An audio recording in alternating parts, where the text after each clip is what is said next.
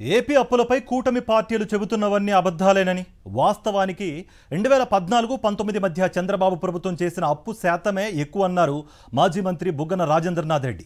ఏపీలో పర్యటిస్తున్న 16వ ఆర్థిక సంఘం ప్రతినిధులను కలిసి పలు సమస్యలు పరిష్కరించాలని కోరుతూ వైఎస్ఆర్సీపీ తరపున రిప్రజెంటేషన్ ఇచ్చారు బుగ్గన. కోవిడ్ ఉన్నప్పటికీ కూడా 2019-24 మధ్య అప్పు శాతం తక్కువేనని ఆయన స్పష్టం చేశారు. అయినా కూటమి నేతలు గత ప్రభుత్వంపై దుష్ప్రచారం చేస్తున్నారని మండిపడ్డారు బుగ్గన.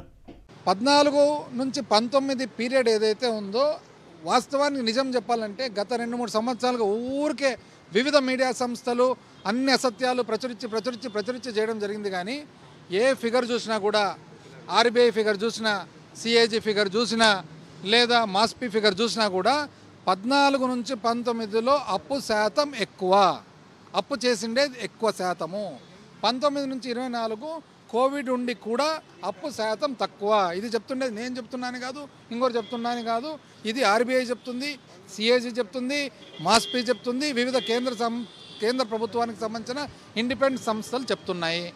అందుకనే 14 లక్షల కోట్లను ఒకరోజు, 13 లక్షల కోట్లను ఒకరోజు, 11 లక్షల కోట్లను ఒకరోజు, మట్కా నంబర్లు కదా నోటికి ఏదొస్తే అది చెప్పినట్లు చెప్పుకుంటూ ప్రజలందరినీ కూడా తప్పుదోవ పట్టించి ఇది చాలా తప్పు. వాస్తవానికి అసెంబ్లీలో ఈరోజు ఎంత అని చెప్పి వాళ్ళే చెప్తున్నారు ఎంత అప్పు ఉందనేది. కాబట్టి మేము వాస్తవాలన్నీ ముందర చెప్పడం జరిగింది.